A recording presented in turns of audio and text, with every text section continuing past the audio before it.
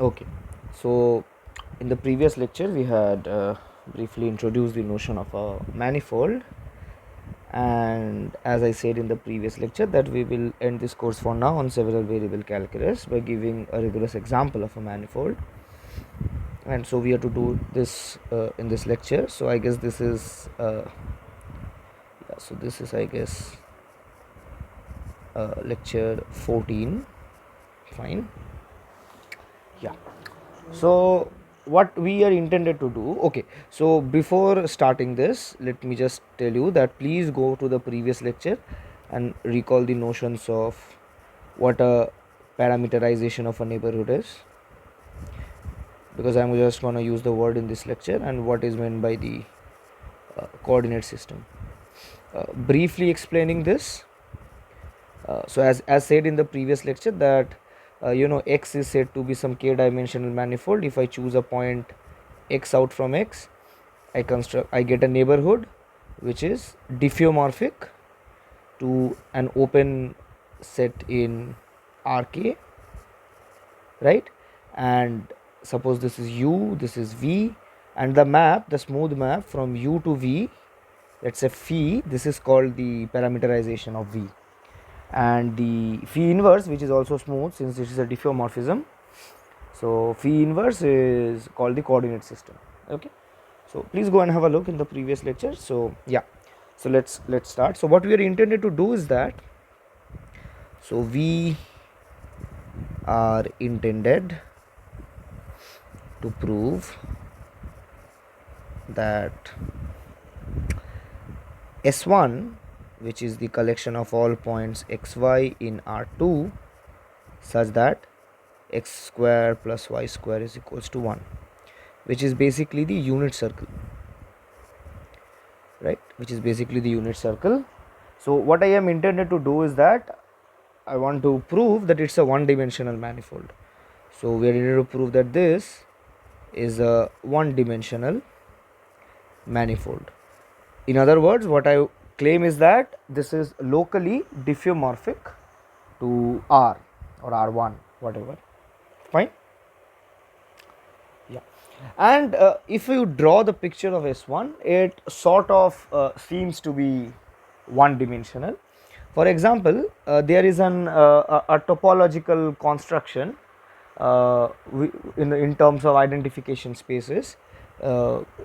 I guess this falls under the notions of geometric topology. I don't exactly, I don't want to emphasize on under what it actually falls, but there's a very, a very important sort of a topological tool which we call the notion of identification spaces, where we start with some topological space and we identify some collection of points on that topological space to form a new figure which is sort of equivalent to the figure we started with.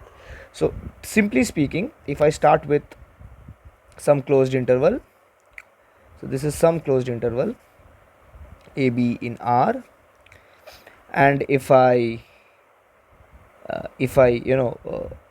so in simple words, if I identify A and B as a single point, there are certain rigorous notions to talk about this word identify, right?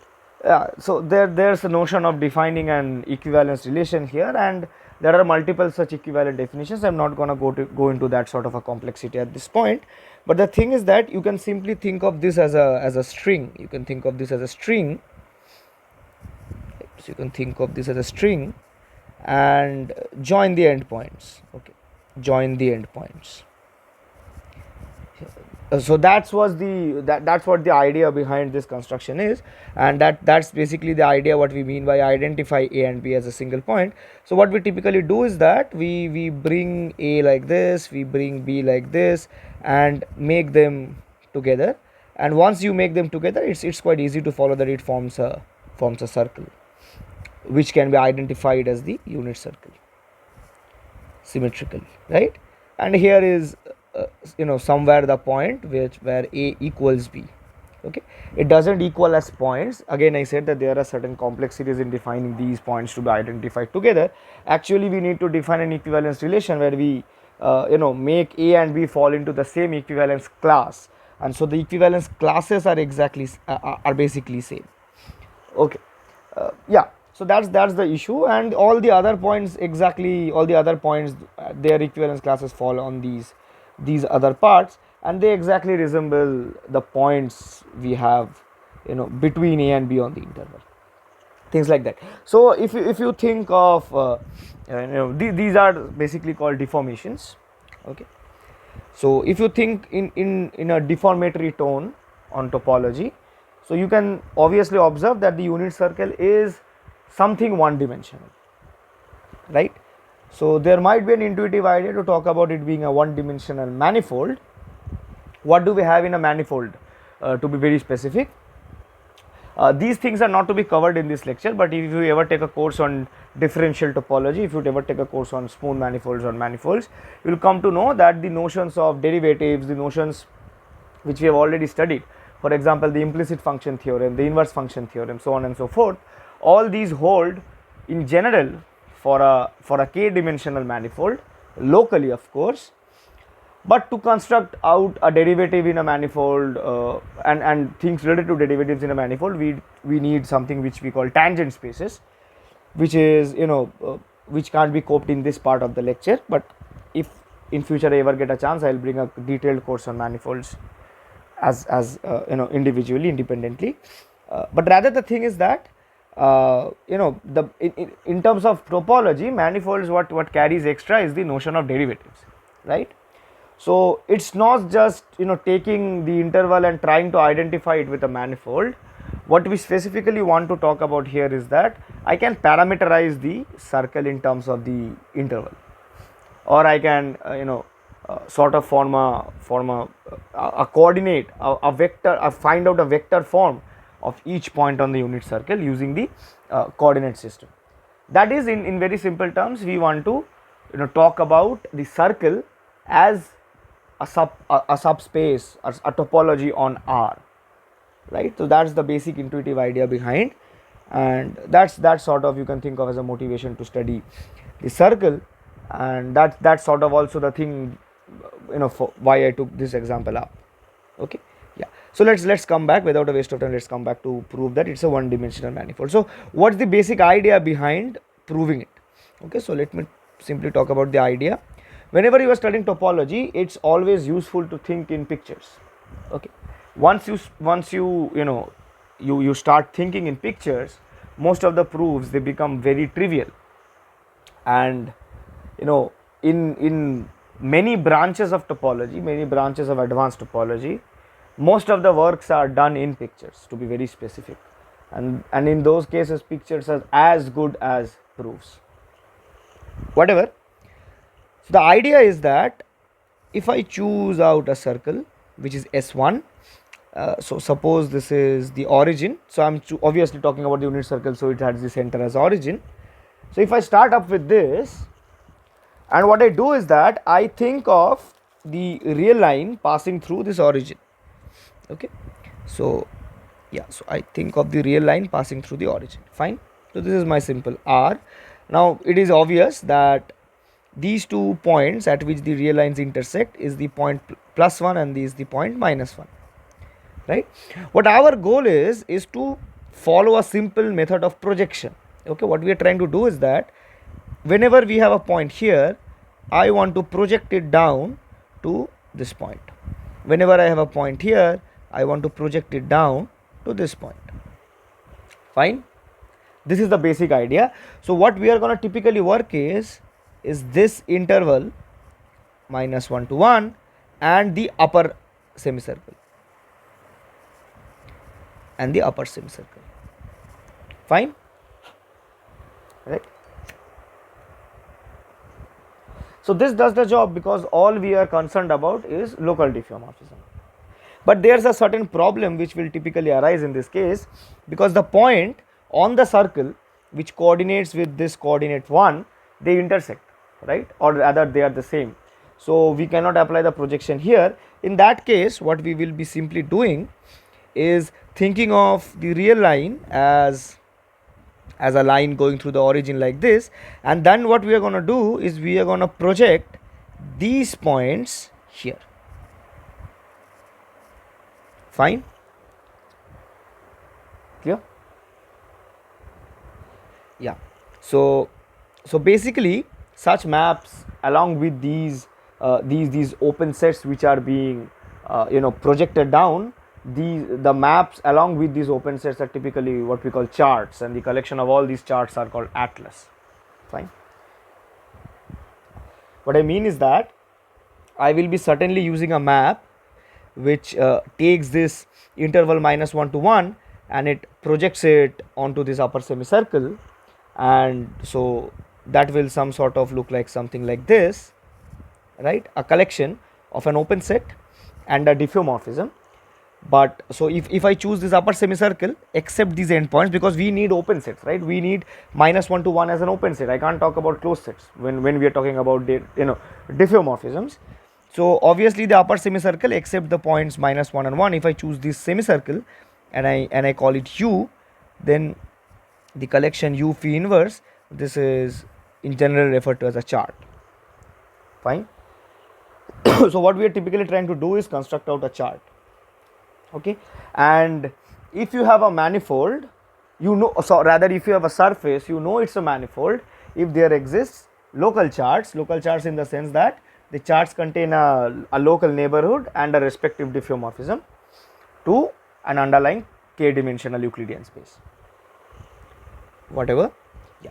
So what we are going to do is that let's say let xy be a point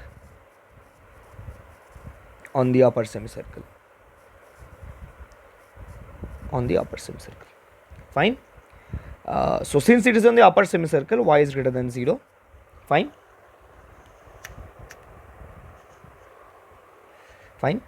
So once y is greater than 0, define. So all we need are diffeomorphisms. So define phi 1x, which maps x to x root over of 1 minus x square. And observe that clearly phi 1 maps the interval -1 1 bijectively onto the upper semicircle. Fine.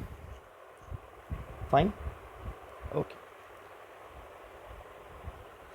So yeah, so we have a bijective map. Is it smooth? You can obviously observe that it's a smooth map from here itself. In fact, its inverse is smooth as well. What is the inverse of phi 1? Phi 1 inverse xy. This is simply the projection, right? Sorry, this is simply the projection onto the first component. So it's indeed smooth. So the map itself is smooth by construction, and the inverse is also smooth again by construction, right? Because it actually, you can see that it extends to, the whole of R2, sorry, the whole of R2 to R, in fact. Fine. It's a smooth map. It extends to a smooth map. Right. Therefore, by definition of a parameterization, phi 1 is clearly a parameterization.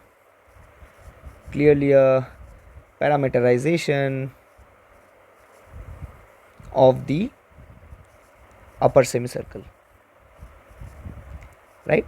And in simple way, we can also construct a parameterization of the lower semicircle by phi 2x to be x minus root over of 1 minus x square, because whenever we talk about the lower semicircle, that is below the x-axis, right? So in that case, y is less than 0, and that's why we take out this. Fine. Clear? So how does this map typically follow? This map typically follows from the fact that any point on the circle, it obeys this equation. So y square is equals to 1 minus x square. So that implies y will take up the values plus minus 1 minus x square. So it takes the values plus x square whenever, plus root over of 1 minus x square whenever it's on the upper semicircle. It's on the lower semicircle, it takes minus root over of 1 minus x square. Fine. Yeah, so that's the idea from where we constructed out this map, right? Thus, in more technical terms, therefore, phi 1 and phi 2 give a local parameterization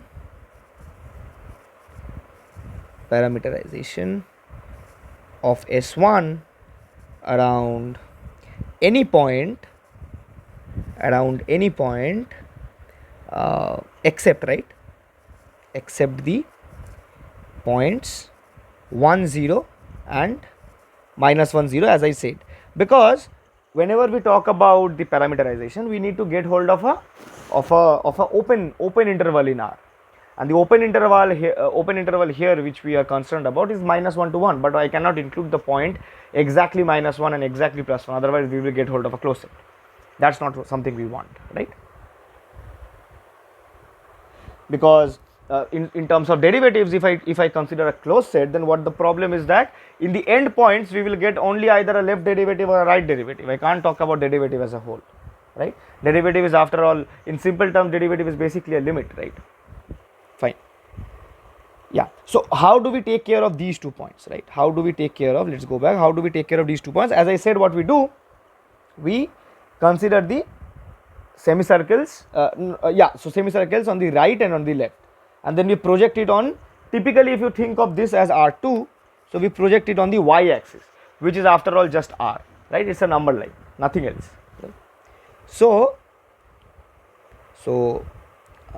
to take care of the points 1 0 and minus 1 0, we have already taken care of all the other points, right? So all we need to do is to take care of these 2 points. So what we do is that use the map phi 3y, which again follows from the same idea, because x square plus y square equals to 1, I can write x as plus minus root over of 1 minus y square. So whenever we are on the right semicircle, there x is positive, so I can choose the map root over of 1 minus y square y, right? So this parameterizes the right semicircle in terms of the interval minus 1 to 1. So this is the right semicircle, right? And the map phi 4y, which is minus root over of 1 minus y square y. So this is the left semicircle. And see, there is some overlapping, but that's not something we are concerned about. After all, what we need to do is we need to cover up this whole circle with respect to this interval. So what we typically do, if I say it once more, so the drawing will become a bit complicated, but it's okay. So what we do is we take this, right, we project it here. Next what we do is that okay, wait a minute, let me move on to some different colors. Next what we do is we take this, right, we cover this up. Next what we do is that to cover 1 0 and 1 0 minus 1, to cover 1 0 we take this, and lastly to cover 0 1 we take this part.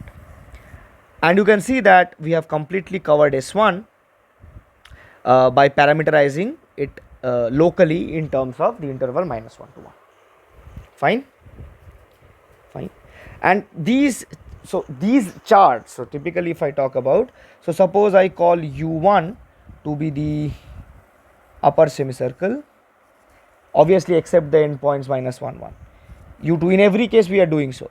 For example, when we are talking about the right semicircle, we are leaving the point this and this, we are not talking about, because and that is not a matter of concern, because these 2 points are taken into consideration whenever we are talking about the upper semicircles and the lower semicircles.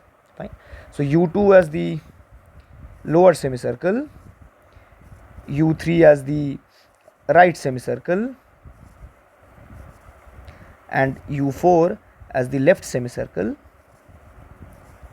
Then the collection U1 phi 1 inverse, U2 phi 2 inverse, U3 phi 3 inverse, U4 phi 4 inverse, this part, this thing, phi 4 inverse, this collection forms an atlas, because these are the collection of all charts which cover S1. Fine. Okay, why am I using the inverse map? Because when the general convention to study manifolds, so given a general surface X, you choose a point here, let's say small x, this is a neighborhood V. So what we do is that, so in the discussion we did, since we are studying manifolds in terms of an end part of a course on several variable calculus, what we did is we constructed out, or rather discussed about the manifolds by choosing these smooth maps originating from the Euclidean spaces. But whenever we talk about manifolds in general, our basic convention is to start with the surface itself, find a neighborhood around any point, and construct a map phi onto the some Euclidean space Rk such that phi is diffeomorphic to some open set here. Fine. And in that case we say V phi to be a chart. Okay, so that's the basic convention. That's why I, rather than talking, starting with the open set -1 to 1, our basic convention is to talk about starting with an open set in the surface which we started with, and the maps originating from the surface. So since phi1 was the map originating from R, or rather the interval -1 to 1, I chose it to be phi1 inverse. But that's not that difficult to talk about. In fact, you can observe that we can in fact generalize this notion. Okay, so I can actually talk about this in this way. In fact,